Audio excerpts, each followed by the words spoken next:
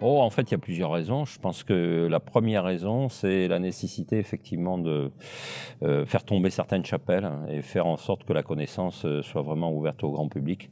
Parce que la connaissance permet effectivement le débat, permet effectivement la discussion et permet aussi les nouvelles orientations dans la société. Mais c'est vrai qu'en ayant justement une certaine connaissance sur certains problèmes, peut-être une connaissance un peu plus aiguë que les autres, il est important de pouvoir la faire passer parce que, je veux dire, c'est pas les scientifiques qui décident de la société et des orientations de la société.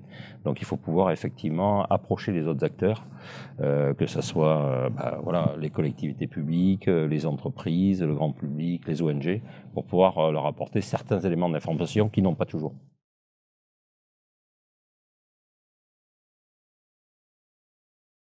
Par définition, le scientifique est toujours un petit peu frileux à répondre à une question par oui ou par non. Parce que par définition, on est toujours dans la remise en cause des résultats, des théories sur lesquelles on travaille. Et vous verrez souvent, et moi j'ai fait l'expérience, que pas mal de collègues à la télé, etc., sur des problèmes un petit peu chauds, ont toujours un petit peu réticence à prendre position de manière assez catégorique. Comme je dis souvent, hein, nous sommes dans un îlot de connaissances face à un océan d'ignorance, quoi. Donc c'est vrai, je dirais quelque part, il ne faut pas être quelque part trop téméraire non plus par rapport à ce que l'on sait, ce que l'on ne sait pas. Mais c'est vrai, je pense que ce qu'il faut, c'est faire passer des idées relativement simples. Mais attention, hein, relativement simple ne veut pas dire qu'on fait abstraction de la complexité, hein, bien au contraire. Hein, voilà. Je pense que surtout, enfin, moi, ce que j'ai toujours défendu, c'est c'est un mot un peu barbare, la caténation. C'est-à-dire qu'en fait, à la fois les faits et les idées peuvent s'enchaîner les uns et les autres. Et ce qui est important, c'est pouvoir montrer aux gens qu'il y a effectivement ces chaînes, voilà, de connaissances qui existent et sur lesquelles ils peuvent se raccrocher à un bout ou à un autre et effectivement ensuite aller vers les choses essentielles.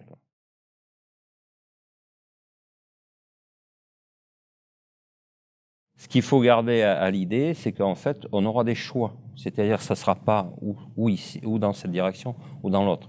Il y aura la possibilité des choix qui feront que quelque part, on pourra privilégier par rapport à un aspect social par rapport à un aspect environnemental, un aspect environnemental par rapport à un aspect énergétique, etc., etc. On parle en anglais, on parle de trade-off. C'est-à-dire qu'en fait, on a potentiellement plusieurs solutions et ces solutions, il faudra choisir parmi elles. Voilà. Et ça, c'est un peu aussi une nouveauté. C'est-à-dire que souvent, voilà, on a travaillé et on a réfléchi trop en binaire. Contre ceci, pour cela, etc., etc. Alors qu'en fait, non. À un moment donné, moi, je suis pour la politique du dissensus. Hein. Je veux dire, il faut qu'effectivement rassembler tout ce qui fait débat, tout ce qui fait friction, le mettre sur la table, et puis ensuite comprendre qu'effectivement, eh bien, je veux dire, l'autre en face, il a peut-être ses bons arguments, comme nous, on a aussi nos bons arguments. Et il faut arriver à mettre tout ça sur la table pour pouvoir arriver à voir quelle est la meilleure voie, quoi. Je pense que la majorité des chercheurs sont souvent victimes du syndrome de Peter Pan, quoi. C'est-à-dire que globalement, ils continuent à jouer dans leur petit bac à sable. Avant, on appelait ça la tour d'ivoire, moi j'appelais ça le bac à sable. Et puis pas de salisette, personne ne venait les embêter, quoi. Maintenant, le problème, c'est qu'il y a une responsabilité sociale derrière. Voilà. Et ça, il faut en prendre compte. Donc, c'est terminer le bac à sable, on devient adulte, on devient mature, et on va un petit peu voir dans quel monde on vit et comment, grâce à nos recherches et à nos développements, on peut effectivement y contribuer dans la meilleure voie possible. Ce qui se passe sur les 10 dernières années, on développe de plus en plus ce qu'on appelle la recherche collaborative. Pourquoi? Parce qu'il y a toutes les grandes institutions, l'Union européenne par exemple, en France on a l'Agence nationale de la recherche, etc., qui nécessite la construction de programmes dans lesquels il va y avoir plusieurs équipes et plusieurs laboratoires. Souvent issus bien sûr de régions différentes si c'est la France, et souvent issus de pays différents si c'est l'Europe. Voilà. Et ça, effectivement, ça a quand même ouvert l'esprit de certains, je pense. Hein.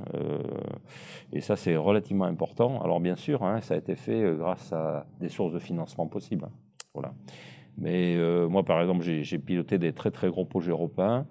Et en fait, ce qu'il faut se rendre compte, Parce qu'on fustige toujours l'Europe, l'Europe. Alors en plus, l'Europe, ça ne veut rien dire. L'Europe, elle existe, quoi. Après, il y a la Commission européenne, il y a le Parlement européen, les institutions européennes. C'est peut-être tout ça qu'il faut un petit peu plus discuter.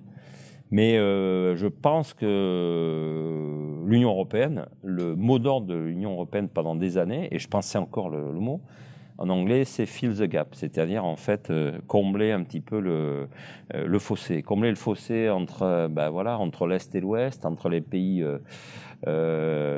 qui étaient dans l'Union européenne il y a 30-40 ans, plus ceux qui viennent d'y adhérer, pour pouvoir en fait faire évoluer l'ensemble de tous ces peuples vers, je dirais, un idéal collectif communautaire.